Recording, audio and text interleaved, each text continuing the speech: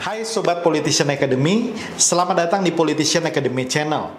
Tanggal 9 Desember 2020 akan menjadi sebuah hari yang bersejarah di dalam pelaksanaan pemilu di Indonesia karena pilkada akan dilaksanakan di tengah pandemi Corona.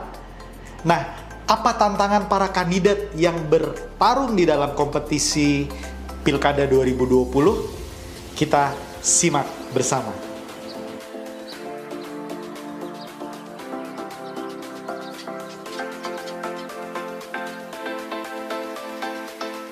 Pandemi COVID-19 telah mengakibatkan dua hal di dalam masyarakat. Yang pertama adalah pertumbuhan ekonomi yang rendah di negara kita yang mengakibatkan daya beli masyarakat menjadi rendah. Kemudian kegiatan ekonomi kerakyatan tidak berjalan semestinya, mengalami penurunan yang sangat signifikan. Yang kedua, munculnya kekhawatiran dan ketakutan masyarakat untuk melakukan aktivitas secara normal, yang harus melakukan physical distancing, harus melakukan protokol kesehatan dan lain sebagainya, sehingga mereka mempunyai kecenderungan untuk mengurangi kerumunan atau berkelompok. Nah, ini kemudian berakibat terhadap pilkada 9 Desember 2020, di mana para kandidat yang akan berkompetisi akan menghadapi permasalahan-permasalahan yang tidak dialami di dalam pilkada-pilkada sebelumnya.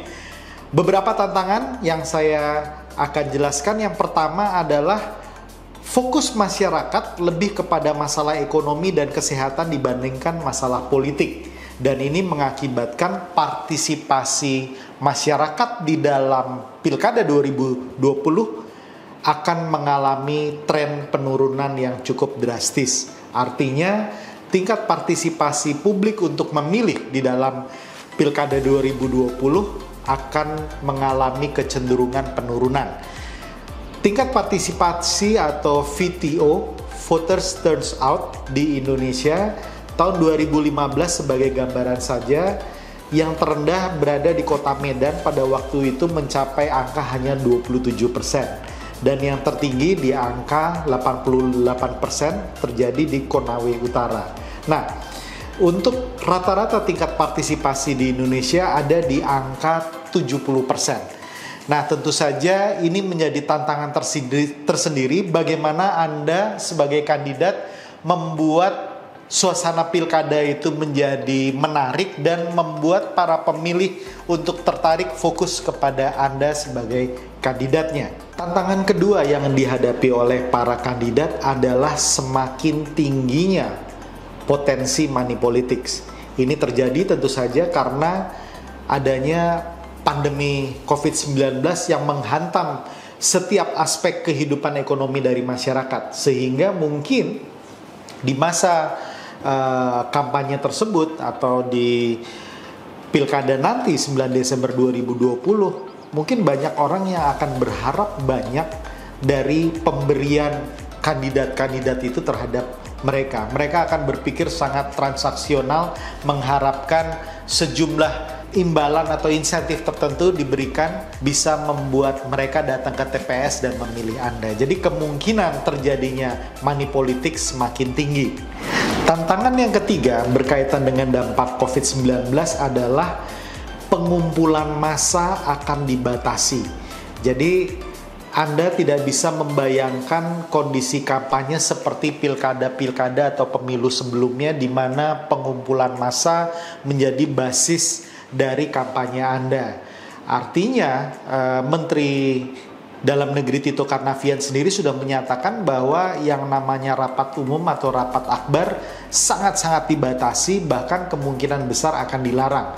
Yang namanya kampanye akbar dengan melibatkan ribuan massa, belasan ribu, puluhan ribu masyarakat di satu titik tertentu dengan panggung yang besar, kemungkinan besar akan ditiadakan. Dan ini membuat Anda harus buat strategi yang utuh, strategi yang baik, strategi yang bisa mengena kepada masyarakat untuk mempromosikan diri Anda dengan cara bukan pengumpulan massa lagi.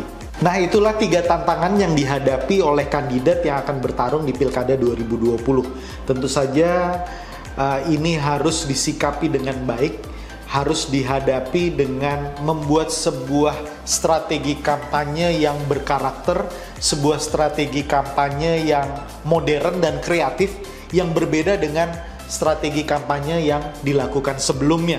Tentu saja di setiap tantangan pasti ada peluang-peluang baru yang bisa Anda manfaatkan, yang bisa Anda pergunakan. Misalnya, bagaimana Anda memberikan atau mempromosikan diri Anda melalui sebuah kreatif campaign strategi yang menarik bagi masyarakat.